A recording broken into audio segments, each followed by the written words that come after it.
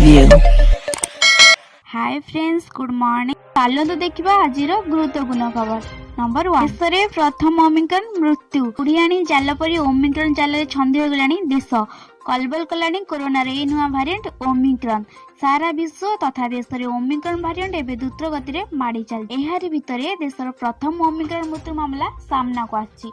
केंद्र स्वास्थ्य मंत्रालय सूचना अनुसार राजस्थान जयपुर जड़े 72 वर्षीय व्यक्ति ओमिक्रॉन रे आक्रांत होई प्राण हराइछन्ति। सूचना मुताबक 72 वर्षीय जड़े व्यक्ति ओमिक्रॉन आक्रांत होई किंतु संक्रमित होबार 5 दिन पर से सुस्थ हो जाइतिले। तांको कोरोना रिपोर्ट नेगेटिव आस्तिला। तेबे अन्य रोग जोगु से गुरुतर थिबारु हॉस्पिटल रे ही थिले। तेबे निकटे तांकर मृत्यु होईछि। स्वास्थ्य मंत्रालय सूचना अनुसार याको ओमिक्रॉन मृत्यु ही कुहाजिबो। सारा विश्व रे ओमिक्रॉन मामला दिनक दिन बढ़िबार लागुछि। एथि जोगु कोरोना संक्रमित संख्या बढ़ुछि बोली कुहा जायछि। देश में गत 24 घंटा रेकर्ड संख्या कोरोना मामला सामना कर 24 घंटा मध्य 534 जन कोरोना रे आक्रांत होई प्राण हराइछन्ति। सेहीपरि देश में मोट ओमिक्रॉन आक्रांत संख्या 2000 डेइन वर्तमान सुधा 2135 ओमिक्रॉन पॉजिटिव रेकर्ड करा जायछि। 24 राज्यरू एही संक्रमित माने बाहरी छन्ति। एथिरू महाराष्ट्र रे सर्वाधिक 653 एवं दिल्ली रे 464 मामला रहिछि। तेबे एही मोट ओमिक्रॉन आक्रांत मध्यरू 828 जन सुस्थ होई साथिबा सूचना मिलिछि। आसंता सप्ताह रे वर्षा पुणी भिजिबो ओडिशा। पुणी राज्य को भिजाई पारे वर्षा। 9 रु 15 तारिख मध्य राज्य रे किछि स्थान रे प्रबल वर्षा सह किछि जिल्ला रे मध्यम धरणर वर्षा हेबा नै विभिन्न मॉडल रे आकलन करछन्ति। विशेषकर 10 तारिख रु 12 तारिख पर्यंत उपकूल ओडिशा रे किछि जिल्ला रे प्रबल वर्षा हेबार संभावना रहिता बेले 13 एवं 14 तारिख रे किछि जिल्ला रे हल्का वर्षा हेबो। 11 तारिख रु 14 तारिख मध्य आभ्यंतरीण ओडिशा स्वल्प धरणर वर्षा हेबो बोली आकलन करछन्ति पाणीपाग विशेषज्ञ सुरेंद्रनाथ पशुपालक। आज ठारू वेस्टर्न डिस्टर्बेंस प्रभाव आरंभ हेबो। फल आसंता 7 रु 8 तारिख मध्य पाग परिवर्तन हेबो। 9 तारिख रु विभिन्न जिल्ला रे कोहलिया पाग सह पश्चिम ओडिशा विभिन्न जिल्ला रे वर्षा हेबो।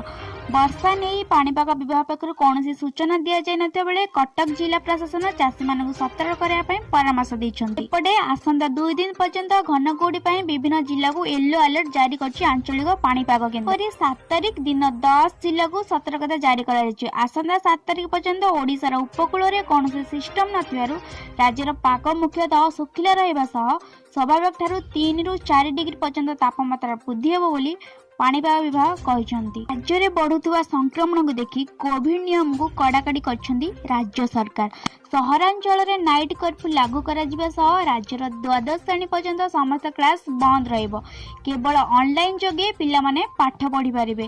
तेबे मैट्रिक समिति परीक्षा चालू रहिबो। जनवरी 7 रु फेब्रुआरी 1 पर्यंत लागू हेबो गाइडलाइन। कोविड रो तृतीय लहर प्रक्रिया आरंभ हो जाय। एबे राति 10टा बदल रे राति 9टा रु हेबो नाइट कर्फ्यू।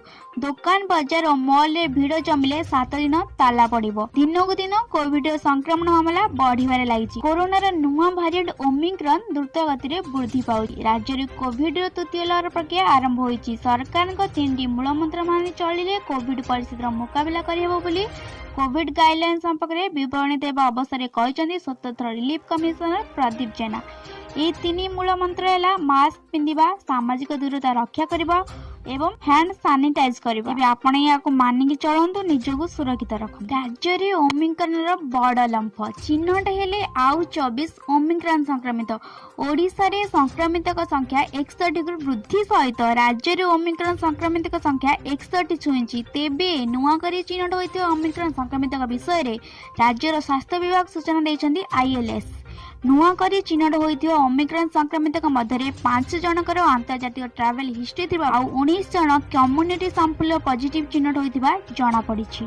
तेबे मोट 218 नमूना परीक्षणरू एही पॉजिटिव चिन्हट होइथिबा आईएलएस सूचना दैछि। एहा पूर्वरु राज्य रे ओमिक्रॉन संक्रमित संख्या 37 थिबा बेले एही नुआ संक्रमित मिसाई 61 को छुइछि। राज्य रो चिन्हट हेले आ 24 ओमिक्रॉन आक्रांत।